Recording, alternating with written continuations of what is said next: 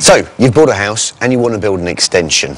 After wrestling with the council for weeks, you've also now got planning permission. All you need to do is find yourself a decent builder, except you don't have to, because you know what? Ding dong. One's just turned up on your doorstep and he can do exactly what you want him to.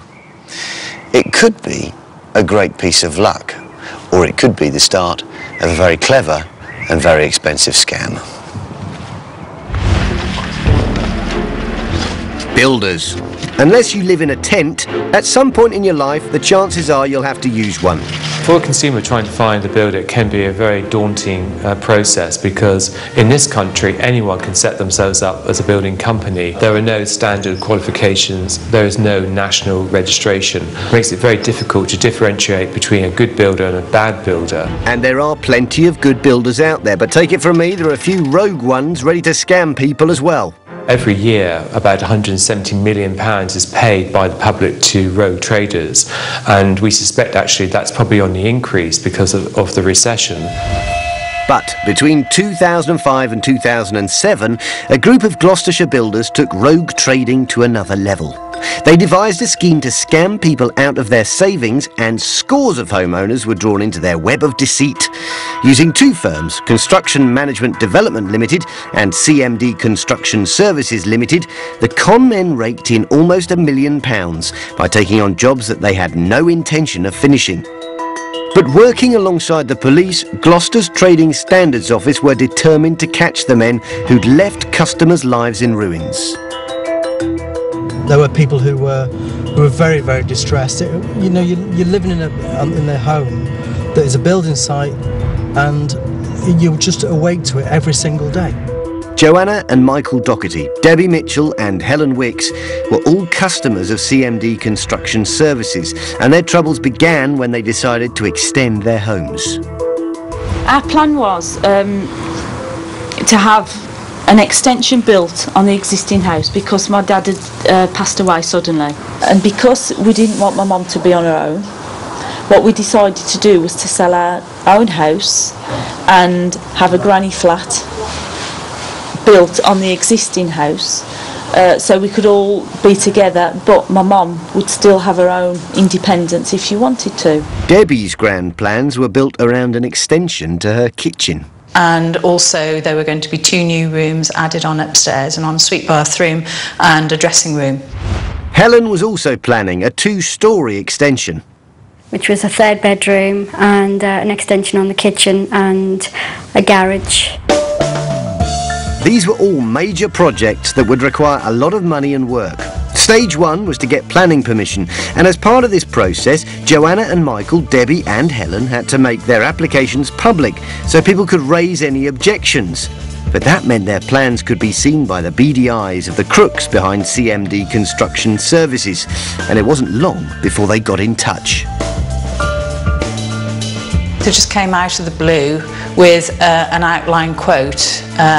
I thought it must have been some sort of pre-approved supplier list by the council, because no one had my details. I hadn't approached anybody other than a few quotes that I'd already had. And it sounded too good to be true, the quote, because we had been quoted twice that price by other builders locally. We had a quote for 45,000. We also had a quote around 42, which was the quote we were going for, and they came in about £36,000. How on earth do they know enough detail to give us this quote? And when I rang them and asked them that, they said, with the information that was available on the internet, they were able to put together a competitive quote. And there was one man who seemed to be CMD Construction Services' main salesman. Matthew Higgins. Matt Higgins. And he certainly had the gift of the gab.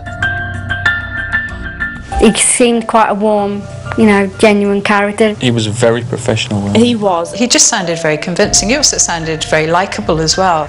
And it wasn't just Matthew's honey-dripping words that sweetened the deal. CMD Construction Services appeared to be a completely reputable building firm.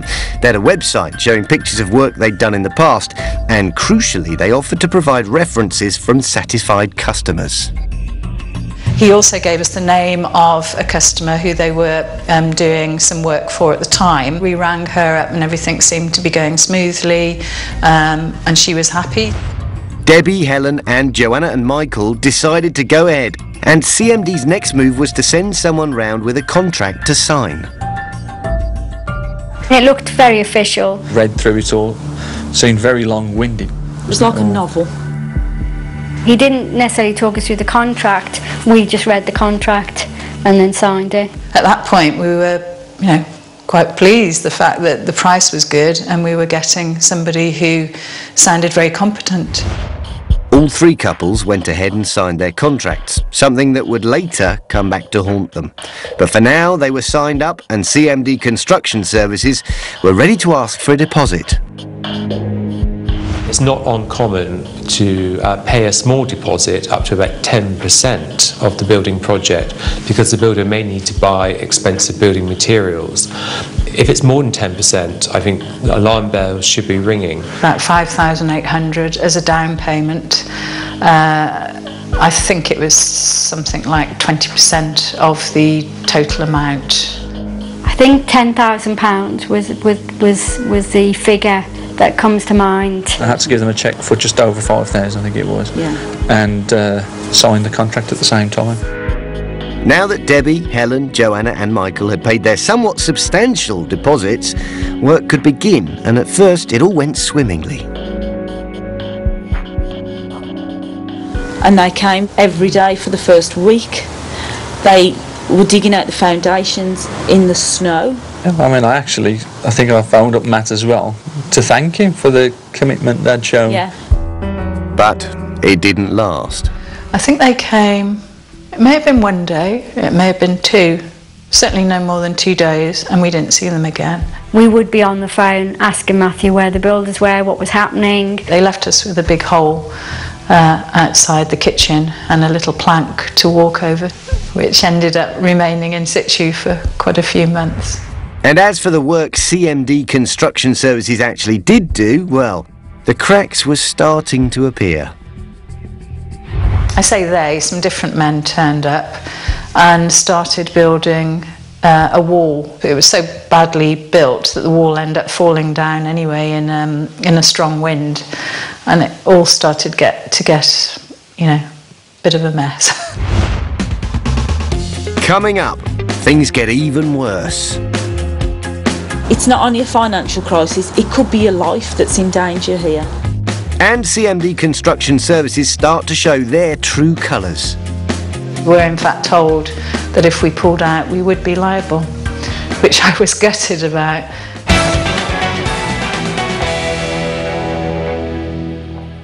There is a scam for everybody.